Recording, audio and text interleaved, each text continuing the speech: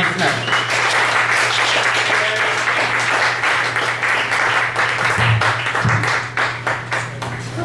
Thank you, thank you. Hey, this is a wonderful place here. So just tell you a minute about myself. For about 3 decades, I wrote real short verses, and I set them alongside paintings. And in 2013, I put together an artist book of the short verse and paintings.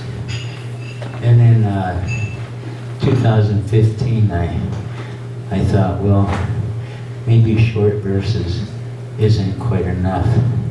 So I put myself to the task of writing an epic that's about 300 lines, and it's named Sophia's Dream, and I have copies of that here. So a year ago, I started a publication on Substack. So I've been writing some prose, which is not really new, but new to share. This is, I let poetry guide me into liberty and joy. I could not conform to the expectations of normalcy. My choice was to submit to examination and treatment by psychiatrists or break free from conformity. An alternative opportunity presented itself. The highway was busy with explorers searching something righteous in America. So then I let poetry guide me into liberty and joy. If poetry herself was not my muse, I would never have crossed the plains so often. I would never have sought refuge in mountains.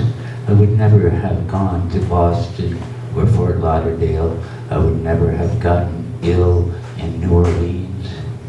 I would never have gone to the Wildcat Ranch or joined Gypsy Mike's Magic Circus. If I had submitted to normalcy, would poetry have wept for me? But I affirmed my trust in her, and so did arrive at the Clubhouse bookstore, and I did follow her to Alcatraz for sunrise ceremony with the drum and pipe. Then hope did raise me up and join her with a purpose for me. Hope joined me to the red road and the yellow flag, the green flag and the white light. Through the decades, poetry has carried me to peace and comfort with the world. So, for poetry, I empty my heart to the future. For poetry, I paint imagination with sun rising on justice.